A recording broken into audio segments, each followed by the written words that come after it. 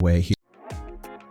Welcome to Fruit Snacks, a weekday podcast that covers big ideas about the Christian worldview in a bite-sized format.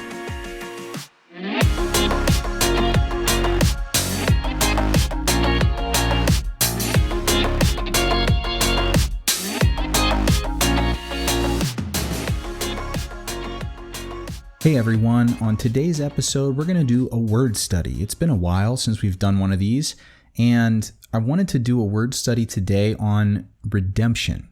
It's a very important word and concept in the Bible, especially in the New Testament, and especially for Christians.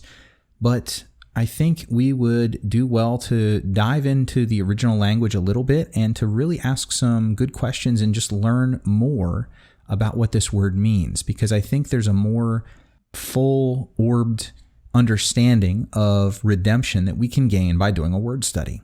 So first and foremost, the definitions of redemption and redeemed, how it's used in English, are honestly lots of different ways. Typically, we have used redemption in terms of buying something back or repurchasing it. We can also, in a more antiquated way, use it to talk about freeing from captivity by some sort of payment or ransom, to release someone from blame or from debt, to change for the better. If a heroic character in a story is redeemed, or if better yet, if a villainous character in a story is redeemed and becomes heroic in the end, then they've been changed for the better. We can also talk about redemption as some sense of repairing or restoring or removing an obligation of a payment. So these are all ways that we can think about and use this word in our language, in our culture. Typically, it gets associated with this idea of exchanging one thing for another, especially if we think about how we would probably use redeem and redemption in a more everyday sense. Let's say you go to the grocery store and you redeem a coupon. Well, that is exchanging the coupon for something else, a good or product at either the whole value or a discounted value. And so there's an exchange happening there. And I think that's a good starting point for us understanding the Hebrew concept of redemption. So in both the Hebrew and the Greek, there are several ways and senses in which this word redemption gets translated. In the Hebrew, there are connotations of price, ransom, and payment, but also this concept of kinsman or familial redemption. In other words, bringing someone back into the family, and that whole idea of a kinsman redeemer, which we did a Fruit Snacks episode on in season 1. So check that out if you haven't listened to it for a better understanding of what a kinsman redeemer is and how it ties into this idea of redemption in Hebrew culture. In the Greek, there's this idea and notion of releasing of something due to a payment or a ransom. In other words, someone gains freedom or liberation or deliverance, we might say.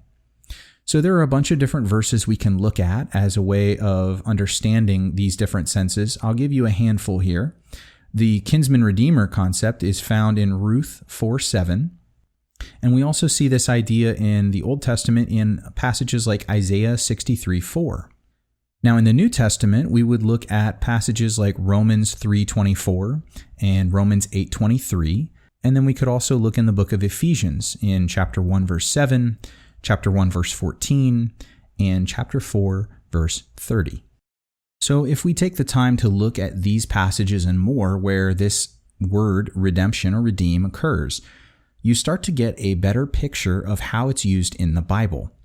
And in the Bible, redemption certainly does mean exchange of some sort, and that is where our English usage of it is not too far off. And so we're not so far removed in our English understanding of a word that we run into a big barrier in culturally speaking with this word, like we do with others. But in the Bible, there also is this connotation, an idea of recovery and of restoration to an original as well. And so as we understand redemption and as we think about redemption in the Bible, here are a few thoughts. God wants to restore things and people to their original design. He wants to free us and liberate us, and he's willing to sacrifice himself to bring it about for his creatures, for our own good. And that means that if I am redeemed by Jesus, then I am who I was created and intended by God to be. So it's only through that way of being redeemed by Jesus that I can experience real freedom, real liberation in my life. And therefore, I could say that it's God's biggest desire for me that I live the life and that I serve the purpose that he made me for. This idea of redeeming and restoring to an original, I think, is everything to do with the first Adam and the second Adam, that what God originally created and intended for certain purposes was marred. It was skewed by sin and rebellion.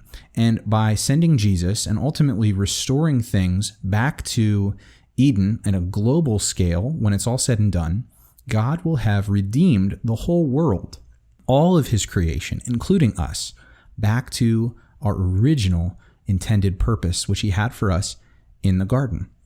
And so, to leave you with more of a devotional takeaway here, I would just challenge you to recognize and to be more aware that you can't do things for God without God, that God redeemed you for a relationship and not just to do things for him. Doing things for God is not your intended purpose. God created you to be in relationship with him, not because it's good for him, but because it's good for you.